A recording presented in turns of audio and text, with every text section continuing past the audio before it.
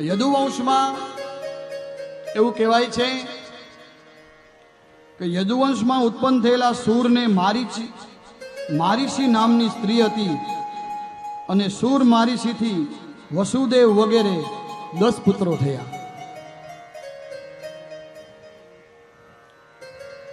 હવે વસુદેવને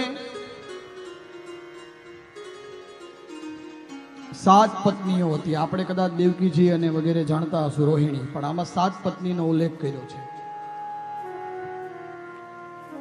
વસુદેવને 7 પત્ની દેવકી, રોહિણી, ભદ્રા, મદિરા, રોચના, ઈલા, પૌરવી વગેરે એવી 7 પત્નીઓ હતી. વસુદેવ અને રોહિણી દ્વારા 7 પુત્રો થયા. ધ્યાન આપજો શ્રોતાજનો, વસુદેવ અને રોહિણી દ્વારા 7 પુત્રો થયા. બલરામ, ગદ, શારણ, દુર્મુદ, વિપુલ, ધ્રુવ અને કૃત, આ 7 દીકરાઓ થયા. વસુદેવ અને દેવકી, જે દેવક રાજાની દીકરી,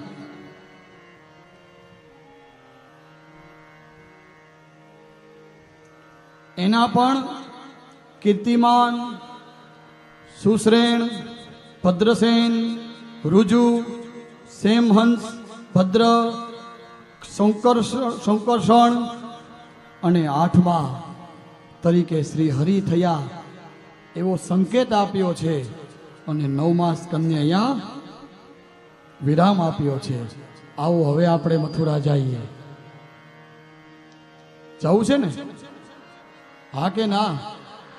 તો હવે આપણે મથુરા જઈએ. 9મા સ્કંદને વિરામ આપી અને સંકેત આપ્યો છે.